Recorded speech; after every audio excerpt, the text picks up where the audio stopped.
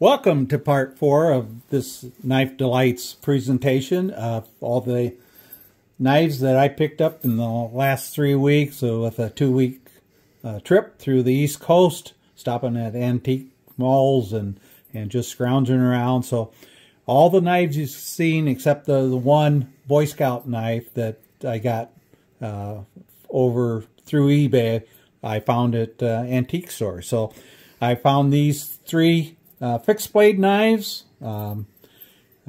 So it just, I thought they were nice looking, a little unique. Obviously I didn't own any of them, so we'll start out here. This is a Imperial fish knife with the handle engraved there. So here's the tang stamp. You can see it has a little rust, and I started it a little bit working on it, but again, it's obviously been used, but not overly abused. So for the years, it came with looks like the original sheath that must have been carried quite a bit the way it looks. So. Yeah, it looks like it's missing the snap. Yeah, it's missing the snap. Yep. So, yep. So a fish scaler across the top. Yeah. So just a nice knife that way. And then I found this Western without the sheath. So this came without. So this is a 648B model. Right there, you can see it. So again, just a nice little fixed blade knife. It's got some really neat swedging right up there, doesn't it? Yep. You can see how they thin the blade there at the tip. Do you know, did they call this their bird trout knife? I don't know if they officially named it that, but that's kind of what it is. It's just a small bird trout knife. Yeah. Can you fit it in your hand? Can you get all 4 fingers on it? Oh, this is yeah, it's a little tight, yeah. But those little knives are going to be tight. But yeah. So, and we were talking. We don't know what kind of handle material that is. Is it bone or bone stag, meant to look like stag, or maybe it is stag? I don't know. Yeah. I know who could probably tell us. Who's that? Well, that Big J. Oh, that Big J. Oh yeah, Jerry. He's got quite a channel, doesn't he? Yeah, he's really into these Western knives. Yeah. And you've been picking up a lot of them too, so that's pretty cool. And then I always like to show on the pommel down here.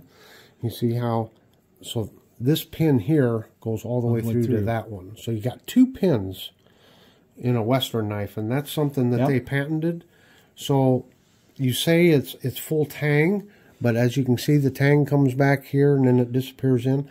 Right in here, it's bifurcated, so it looks like a tuning fork almost. And that way they could pin through that way, top and bottom, and they thought it made for a stronger knife. Yep. So, yeah, really nice. Okay, I know you got another gem here. Yeah. And this is a favorite knife of many.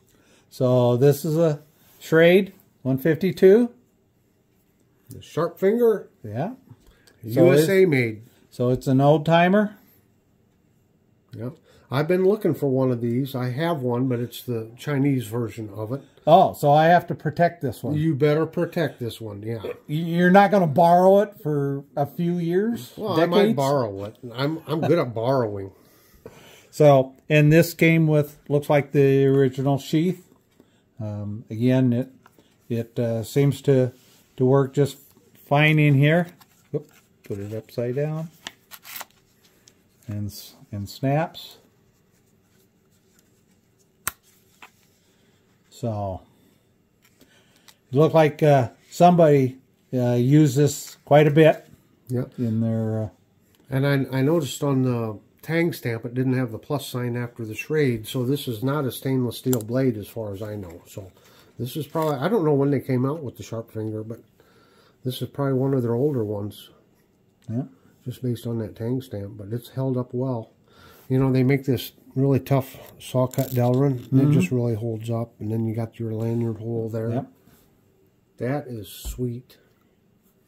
Actually, you don't need to protect it from me. You need to protect it from Junior. If Junior finds this, it's gone. I'm just telling you, big brother. Yeah. Keep it away from Junior. Well, Gary, I just got to tell you, thank you so much for showing us all these great knives. It's a 4-part series, so this is part 4. I'll make sure and put links in the description box below of parts 1, 2, and 3. And it's just been a lot of fun. It's been fun to have time to spend with you and go over with knives. I guess I'm that bad influence, though, huh? I guess. You know, usually I thought I tell everybody everything that you know, you learn from me, but you know more about knives than I do, so well, I'm learning from you. So well, payback is sweet. I feel sorry for you if you're learning from me. So, you know, with the sister-in-law, I mean, is she good with this, or is she giving you a lot of grief here? Or? She's okay because we also stopped at some bookstores. Okay, sure. And I carried out bags of books. So okay, so she can't say anything. Yeah, so she keeps it pretty. Okay, well, I just wanted to make sure I still welcome at the Thanksgiving dinner table. Yeah. Okay. Well, what do we always close with, Gary? I think we need to have a delightful day. Well, thank you, sir. Thanks for watching.